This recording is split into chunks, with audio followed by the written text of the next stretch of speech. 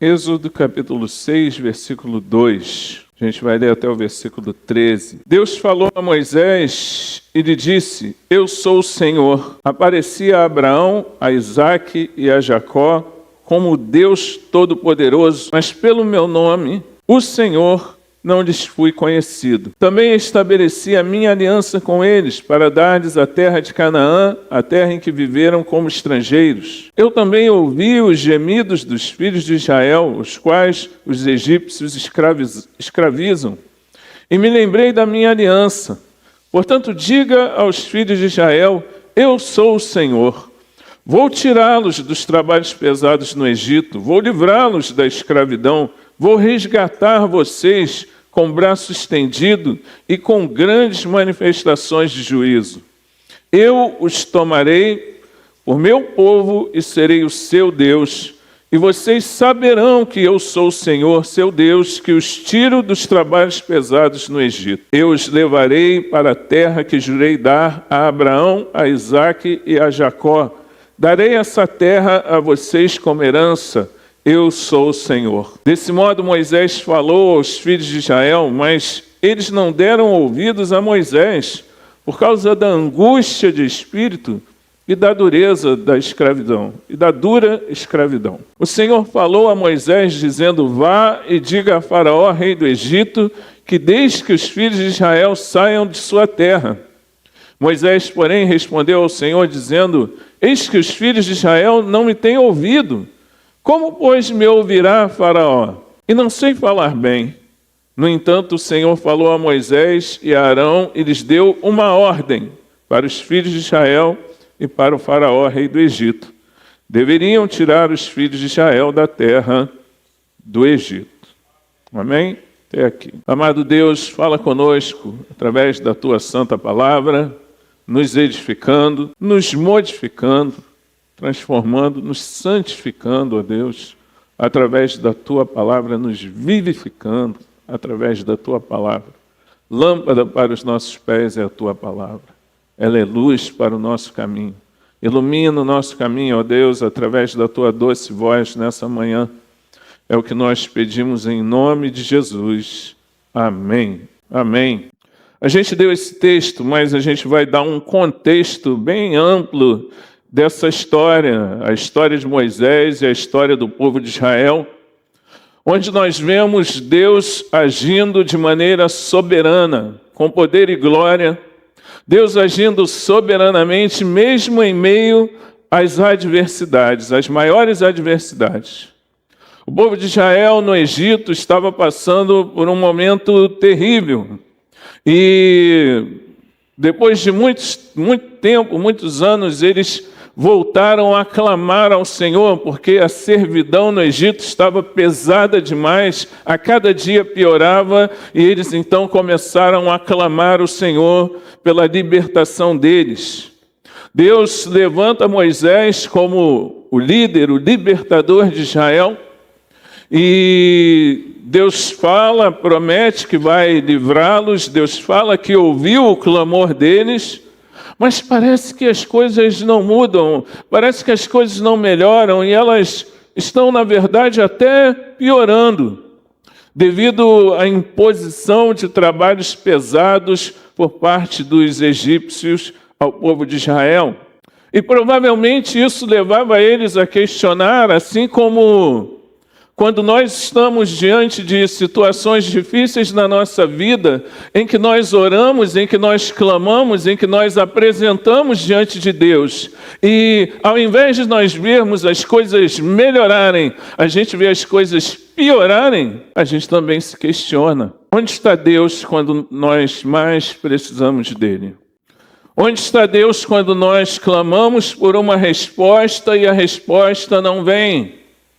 Onde está Deus quando nós, que somos seus filhos, estamos sofrendo, e estamos sofrendo porque aqueles que não servem a Deus estão nos oprimindo? É difícil lidar com isso. É difícil encontrar essas respostas. Não há uma lógica que nos mostre o que está acontecendo. Mas o que nós podemos ver através dessa história de Moisés, da vida de Moisés e da história do povo de Israel no Egito, é que Deus ele age em favor do seu povo. Tudo começa quando os judeus eles se tornam escravos no Egito 400 anos antes. Não sei se você lembra, mas José, filho de Jacó, foi para o Egito. Lembra disso? Que aconteceu um pouco antes, né? E ele vai para o Egito, havia fome em Israel, e por ocasião dele ser vendido pelos seus irmãos, ele acaba parando no Egito, vendido por mercadores, e lá no Egito, ele, em princípio, tudo dá errado, ele vai preso e um problema grande acontece na vida dele, mas Deus transforma aquela situação, Deus transforma a maldição em bênção, e José vai se tornar governador do Egito. E como governador do Egito, ele desenvolve um plano para a sobrevivência do Egito. E esse plano acaba, de alguma maneira, ajudando até mesmo a sua família. Porque ele consegue levar a sua família para o Egito, e eles vão para lá e eles conseguem sobreviver, e começam a viver lá por um tempo, mas aquilo que deveria ser temporário se torna definitivo. E eles, ao invés de ficarem um tempo no Egito e voltarem para a terra que Deus havia dado a eles, eles começam a viver no Egito, a se multiplicar no Egito, e desprezam, de certo modo, a bênção de Deus, aquilo que Deus havia prometido a Abraão, a Isaac e a Jacó, e ao invés de estarem na terra que Deus deu a eles, eles vão viver como peregrinos em uma terra estranha no Egito. Com o tempo passando, aquele governo que antes era favorável a José e aos hebreus que estavam lá na terra do Egito, muda. Aquele faraó que era favorável a José morre, vem um outro e que começa a olhar aquele povo crescendo ali dentro e começa a se incomodar com aquela situação e fala, sabe de uma coisa? Vamos subjugar esse povo.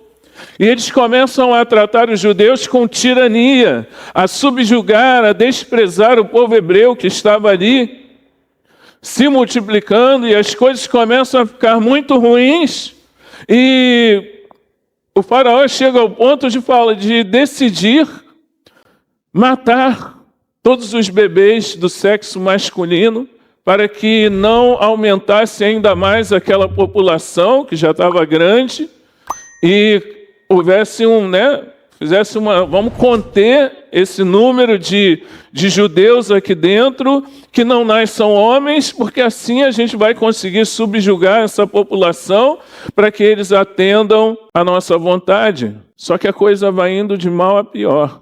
E aí a gente olha para alguns momentos na história e vê coisas parecidas acontecendo, né?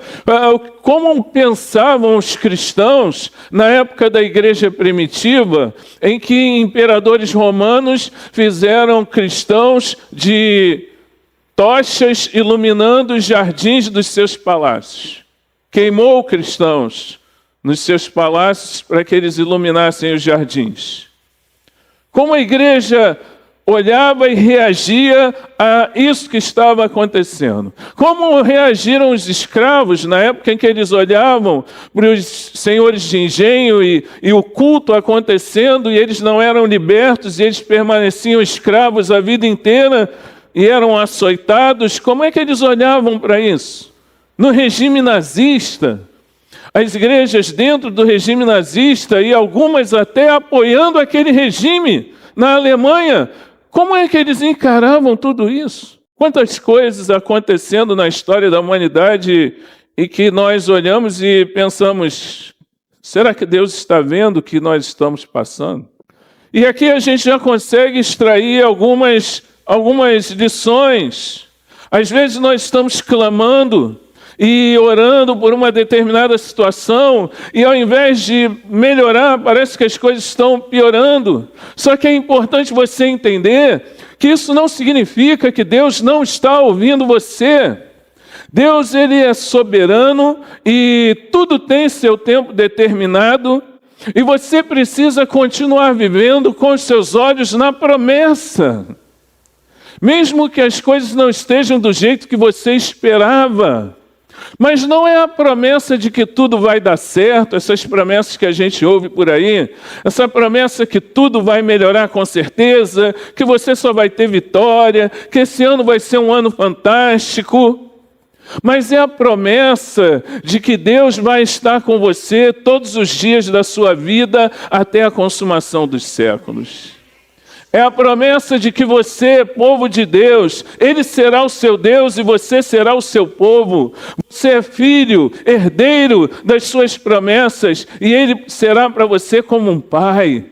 A promessa de que após ser liberto da escravidão, você pode até passar por um deserto, mas Deus vai te conduzir à terra prometida. Porque, irmãos, existiram muitos homens, muitos escravos que oraram para a escravidão acabar e morreram sem ver a escravidão acabar. Existem muitas pessoas que oraram para ser curadas de uma determinada doença, mas elas morreram daquela determinada doença, porque a cura não veio. Então nós não podemos olhar para o aqui e agora, mas nós precisamos olhar para o porvir. Porque um dia as promessas do Senhor se cumprirão completamente nas nossas vidas, no dia em que nós formos completamente livres do pecado, para viver uma vida eterna na presença de Deus, no céu. Ele é a nossa terra prometida. Hebreus 11:13, lá na galeria dos heróis da fé, diz, quando se refere a esses homens que viveram pela fé e colocaram a sua confiança em Deus, diz que todos eles morreram na fé, mas eles não obtiveram a promessa. Eles viram de longe e eles se alegraram com ela, confessando que eles eram estrangeiros e peregrinos na terra, porque eles estavam buscando uma pátria. Nós estamos aqui, irmãos, apenas de passagem. Nós somos peregrinos nesse mundo. Então o maior anseio do nosso coração não é pelas vitórias que nós vamos conquistar aqui, mas o maior anseio do nosso coração é de que um dia o Senhor vai voltar para nos buscar, para levar a sua igreja, e nós vamos viver eternamente na sua presença. Eles ficaram no Egito depois do tempo de José, mas o Egito não era o lugar deles.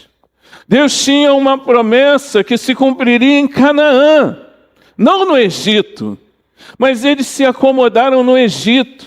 E isso é mais uma lição para nós. Às vezes a gente precisa tomar cuidado, porque o Egito não é o nosso lugar, mas é muito fácil nós nos acomodarmos nele. Então cuidado para você não se acomodar no pecado.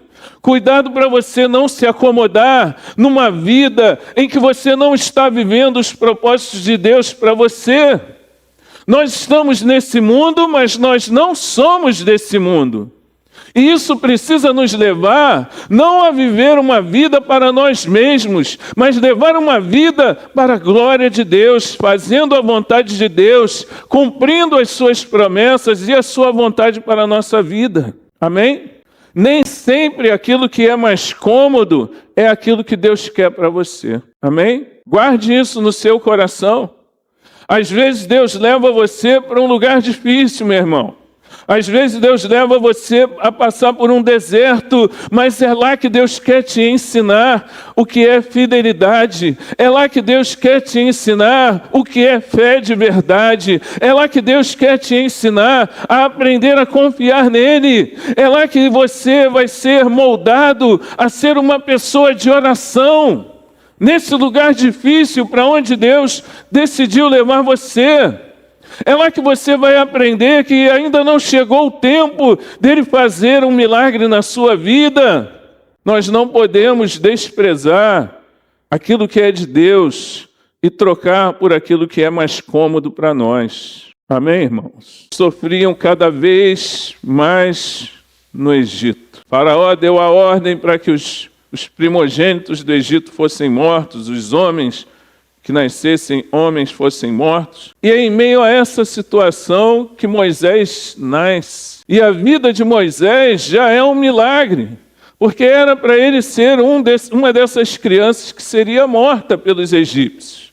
Mas ele é colocado num cestinho e é colocado no rio Nilo, e ele é achado pela filha do faraó. A única mulher que poderia proteger ele é a mulher que acha ele. E ele vai ser cuidado por ninguém mais, ninguém menos do que a própria mãe dele. Porque ela chama uma mulher hebreia para poder cuidar do seu filho. E quem vai? Quem é a selecionada pelo RH? É a própria mãe dele. Que bênção, que milagre, que coisa tremenda. Né, irmãos? Meu irmão, quando Deus nos chama, quando Deus nos levanta, quando Deus tem um plano nas nossas vidas, tenha certeza que os planos de Deus se cumprirão, porque Deus é soberano mesmo em meio às nossas adversidades.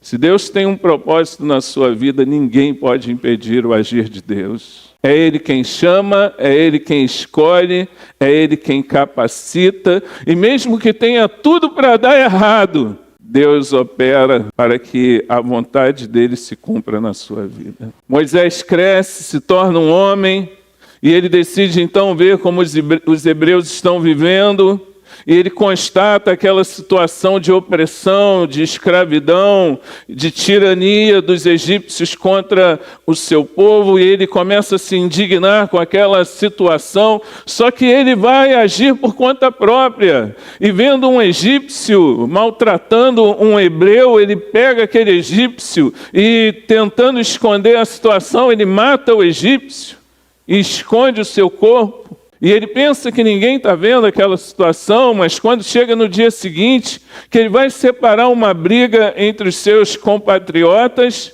aqueles homens falam para ele: quem é você para apartar, para se meter no nosso problema? Você matou um egípcio ontem. E Moisés então se assusta com aquela situação e fala: descobriram o que aconteceu. E aí o que ele tem que fazer? Ele tem que fugir. Ele sai correndo do Egito, fugindo, porque o faraó já ficou sabendo também do que tinha acontecido. E ele então precisa fugir do Egito. E aí a gente olha e pensa: como é que então vai acontecer dele ser usado por Deus, se agora ele precisou fugir? Mas aquele tempo que ele vai passar no deserto vai ser um tempo de Deus para a vida dele. Ele vai aos 40 anos para lá e ele fica 40 anos lá, até os 80 anos. Porque a gente às vezes demora a aprender as coisas, né, irmãos? Às vezes você pensa: poxa, o meu deserto está durando muito tempo, mas é porque você demora a aprender, irmão. Você demora pra caramba para aprender, aí Deus tem que te deixar no deserto mais um tempo, entendeu? Ele vai passar um tempo no deserto para ele amadurecer, para ele deixar de ter um coração de faraózinho e aprender a ter um coração de um homem de Deus. Vai ser um tempo que ele vai para o deserto para ele aprender com o fracasso, porque a gente precisa aprender com o fracasso. Vai ser um tempo que ele vai para o deserto para aprender a obedecer a Deus e a depender de Deus. Vai ser um tempo que ele vai aprender a agir não na sua força, mas agir no poder de Deus.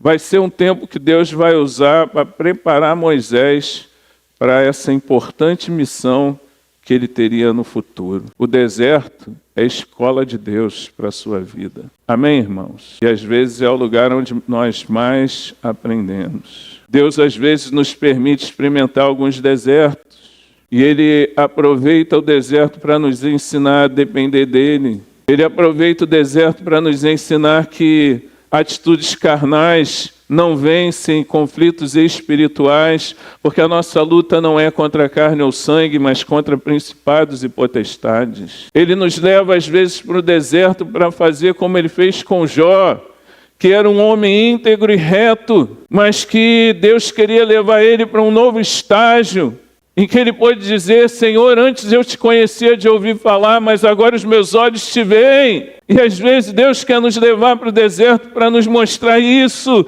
Ele quer se dar a conhecer a nós de uma maneira maior ainda. Ele quer nos ensinar com os nossos fracassos a aprender o valor da obediência, o valor de dar a volta por cima, o valor de confiar em Deus, o valor de esperar no tempo de Deus. Ele quer nos levar para o deserto, porque no deserto a gente ora muito mais do que se a gente estivesse no palácio. Ele quer nos levar para o deserto, porque no deserto Ele tira o faraózinho que tem dentro da gente e nos ensina a agir no poder de Deus, na dependência de Deus. Se você aprender no deserto, porque você precisa entender o que está acontecendo de uma forma espiritual. E às vezes as pessoas não saem do deserto porque elas não conseguem discernir espiritualmente o que está acontecendo. Deus ouve o clamor do seu povo, que o povo estava sofrendo, e Deus então aparece a Moisés do meio de uma sarça ardente e fala com ele e o chama para libertar o seu povo. E Moisés está agora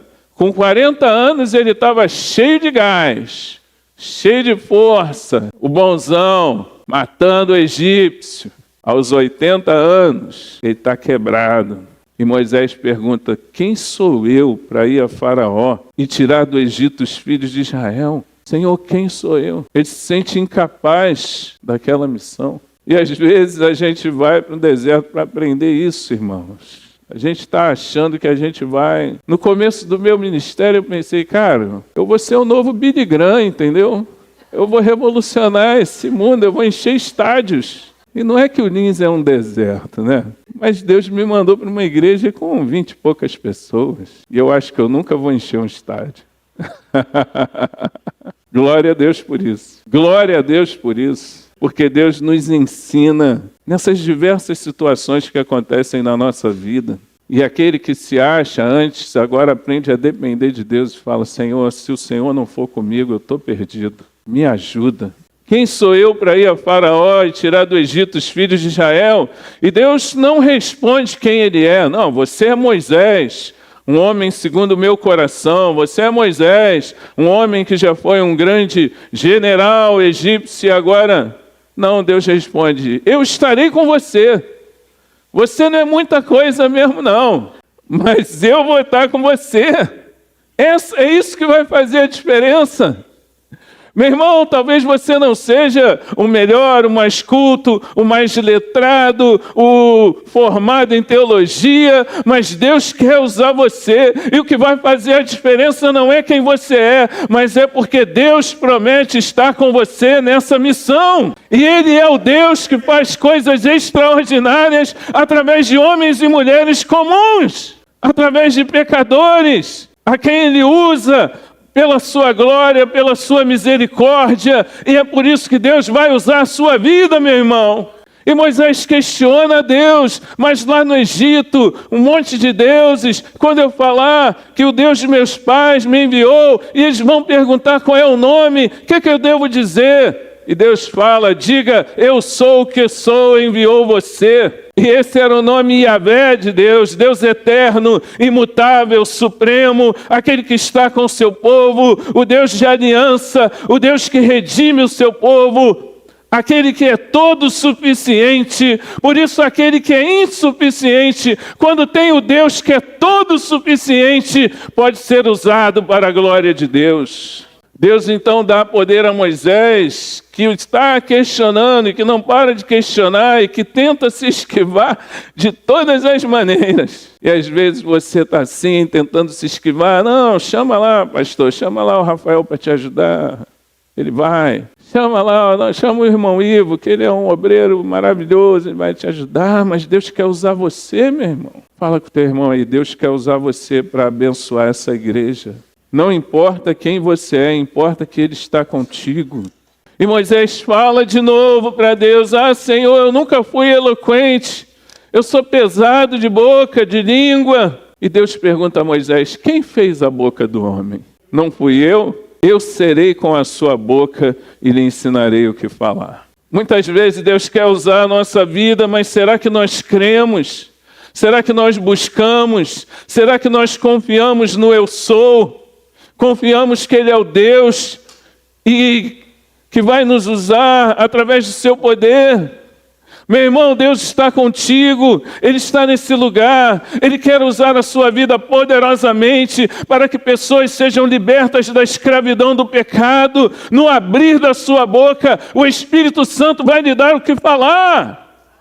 Porque você é um discípulo e Jesus prometeu estar conosco todos os dias. Nós precisamos ter mais ousadia, intrepidez e no poder do Espírito Santo pregar o Evangelho para libertar aquele que está escravo do pecado.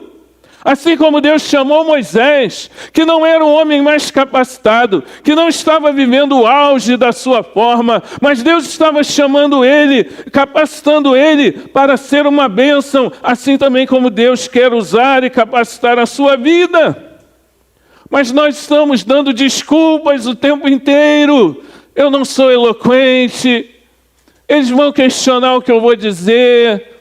Eu sou pesado de língua. Quem eu sou? Eu sou apenas um pequeno funcionário. Eu sou um pastorzinho. Eu já tenho 80 anos. Moisés tinha 80 anos naquele momento. Eu não tenho mais aquele vigor que eu tinha antigamente. Senhor, envia qualquer um que o Senhor quiser enviar, menos a mim. Foi o que Moisés falou para o Senhor. Aí o Senhor ficou irritado. Ah, chega, não aguento mais esse cara. Meu irmão, será que o Senhor está ficando irritado com as suas desculpas? Sendo que foi Ele que te fez, Ele que fez a tua boca. Ele promete estar contigo, Ele te capacita e Ele está enviando você. Será que o Senhor não está ficando irritado já com todas as suas desculpas? Qual é a sua desculpa, meu irmão? Qual é a sua desculpa? Porque tem gente sem os braços e sem as pernas que prega o Evangelho. Você já viu?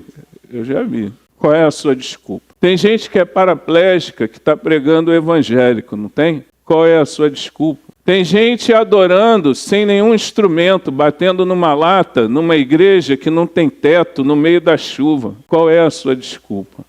Tem gente andando 5 quilômetros ou mais para chegar na igreja. Pega um barco, passa pelo meio da mata, corre um sério risco para chegar na igreja. Qual é a sua desculpa? Tem crianças que vão para a igreja, caminham um tempão sozinhas e vão para a igreja sem os pais.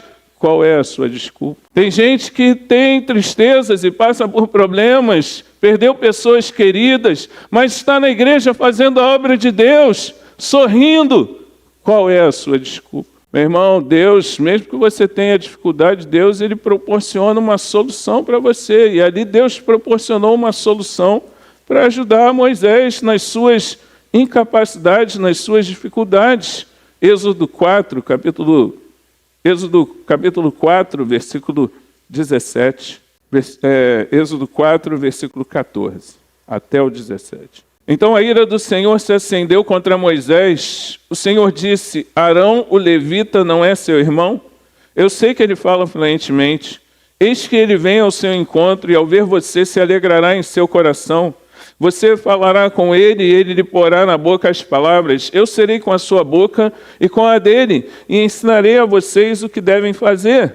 Ele falará por você ao povo, ele será como se fosse a sua boca e você será para ele como Deus. Leve, pois, na mão este bordão com o qual você fará os sinais. Moisés apresentou a Deus as suas dificuldades e Deus providenciou uma solução para ajudar a Moisés. Amém, irmão?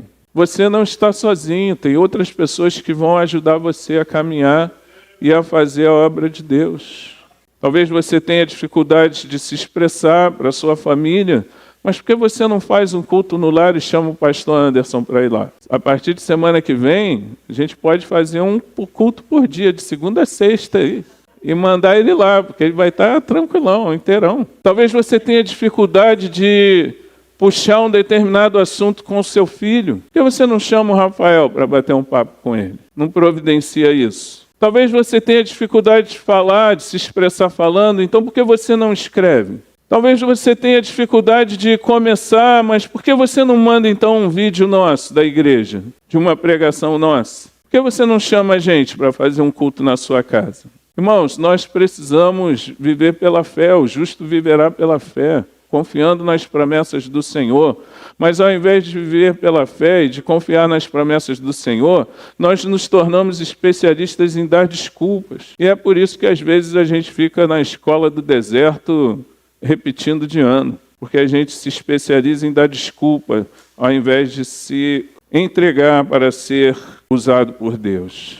Amém? E aí você então pensa, não, então agora a coisa vai. Moisés já passou pela escola do deserto, foi chamado por Deus, viu a glória do Senhor na sarça, Deus prometeu que vai com ele, quebrou todas as suas barreiras, né? Colocou um companheiro para a jornada do lado dele, agora vai ser melzinho na chupeta, é só chegar lá e enquadrar o faraó. Êxodo capítulo 5. Depois Moisés e Arão foram e disseram a Faraó, assim diz o Senhor, Deus de Israel, deixe o meu povo ir para que me celebre uma festa no deserto. Faraó respondeu, quem é o Senhor para que eu ouça a sua voz e deixe Israel ir? Não conheço o Senhor e não deixarei Israel ir. Eles prosseguiram, o Deus dos Hebreus veio ao nosso encontro, portanto deixe-nos ir caminho de 3 dias ao deserto, para que ofereçamos sacrifício ao Senhor nosso Deus, para evitar que ele venha sobre nós com peste ou com espada. Então o rei do Egito disse, Moisés e Arão, por que estão afastando o povo das suas tarefas? Voltem ao trabalho. E Faraó disse também, o povo da terra já é muito, e vocês ainda querem que eles descansem das suas tarefas? Naquele mesmo dia, Faraó deu uma ordem aos feitores do povo e aos seus capatazes, dizendo, daqui em diante, não forneçam mais palha ao povo para fazer tijolos como antes. Que eles mesmos ajuntem para si a palha. Mas exijam deles a mesma quantidade de tijolos que antes faziam. Não diminuam a cota. Eles estão desocupados. E por isso gritam, vamos e sacrifiquemos ao nosso Deus. Imponham mais serviço a esses homens, para que se mantenham ocupados e não deem ouvidos a palavras mentirosas. Olha aí. Isso tudo porque estava rolando oração, Deus levantando um homem, Deus levantando um profeta, e aí todo mundo ouvindo a voz de Deus, e Deus falando que era contigo. E olha só, a coisa só piorava. Faraó ignorou Moisés. Meu irmão, talvez você esteja agora, amadurecido, preparado e querendo fazer a obra de Deus, e você orou, e aí você foi. E você foi ignorado.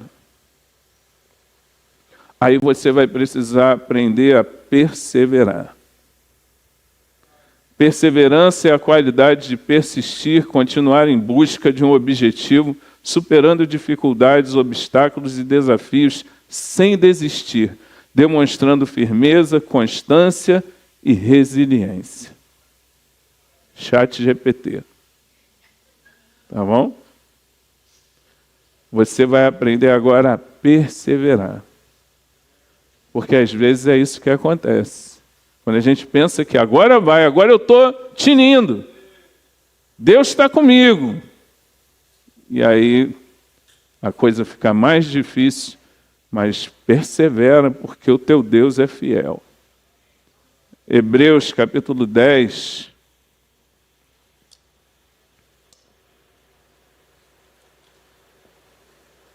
Hebreus capítulo 10.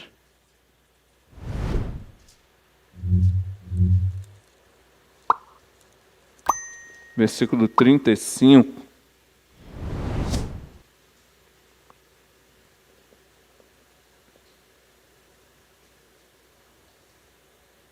Portanto, não percam a confiança de vocês, porque ela tem grande recompensa.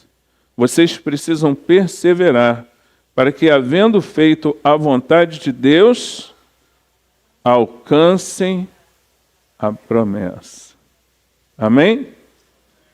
Persevere, porque você vai alcançar a promessa. E lá no capítulo 6, que a gente leu no início, o Senhor fala que vai agir através da sua mão poderosa. Nós precisamos confiar em Deus. Oramos, amadurecemos, nos preparamos, nos santificamos, temos apoio, aprendemos a perseverar e Deus então vai agir nas nossas vidas com a sua mão poderosa. E você vai ver um Deus que age soberanamente com poder e glória, mesmo em meio às maiores adversidades da vida. E aí você vai lembrar daquele dia que você dobrou os joelhos chorando e agora você viu a resposta de Deus à sua oração. Aí você vai lembrar daquele dia que você falou do amor de Cristo para aquela criança e ela foi crescendo, crescendo, crescendo e agora ela está na presença de Deus. Você vai lembrar daquele adolescente que você aconselhou, que você lutou para ele vir no sábado e ele não vinha e você continuou, insistiu e agora ele está na presença de Deus e cresceu nos caminhos do Senhor. Você vai lembrar. Você vai lembrar daquele parente do seu pai, por quem você orou tanto tempo e agora você vê ele aqui no tanque do batismo. Você vai lembrar que o nosso Deus é um Deus fiel, é um Deus poderoso, é um Deus de promessa. E a mão poderosa de Deus se move nas nossas vidas. Ele é o Senhor. Ele é o grande El Shaddai. Ele é Yahvé, Deus de aliança. Ele é o Deus que livra o seu povo da escravidão e o leva a uma terra prometida. Ele é o grande Eu Sou. Ele é Jesus. Jesus é o grande Eu Sou. Eu sou o pão da vida e aquele que vier a mim jamais terá fome. Eu sou a luz do mundo, para que você não ande mais em trevas. Eu sou a videira verdadeira. Eu sou a porta das ovelhas. Eu sou o bom pastor. Eu sou a ressurreição e a vida. Eu sou o caminho, a verdade e a vida. Antes que Abraão existisse, eu sou. Irmãos, nós estávamos perdidos, escravizados pelo pecado, vivendo debaixo de um pesado jugo que estava sobre os nossos ombros, que nos impedia de chegar à presença de Deus. Mas Jesus Cristo nos libertou. E assim como os israelenses foram libertos do Egito, nós fomos libertos do pecado, para viver em novidade de vida na presença de Deus, salvos pela sua graça. Deus enviou o libertador para morrer na cruz do Calvário pelos nossos pecados. E hoje eu e você somos livres para adorar a Deus, para viver uma nova vida em Cristo Jesus, livres da morte para a vida eterna. E um dia nós vamos chegar na terra prometida, porque aquele que fez a promessa é fiel, e Ele estará conosco, Ele vai nos conduzir, e nós vamos chegar naquele lugar onde um dia não haverá mais morte, nem dor, nem angústia, nem pranto, nem condenação, porque nós fomos resgatados pela mão poderosa de Deus, através de Jesus Cristo. Gálatas 5:1 diz que Cristo nos libertou para a liberdade e por isso nós devemos permanecer firmes e não nos submetermos de novo a jugo de escravidão. Glória a Deus. Nós precisamos crer e viver pela fé, porque assim como eles foram libertos da escravidão, nós somos também, para viver uma nova vida em Cristo Jesus, e Ele pode fazer um milagre na sua vida. Portanto, creia em Deus, entregue a sua vida a Ele, deixe Ele te usar, obedeça a Ele, não olhe para as suas limitações, porque Deus vai prover os meios para que você seja uma bênção no meio do povo de Deus e uma bênção para aqueles que precisam ser libertos da escravidão. Você crê nisso? Amém? Então vamos ficar em pé.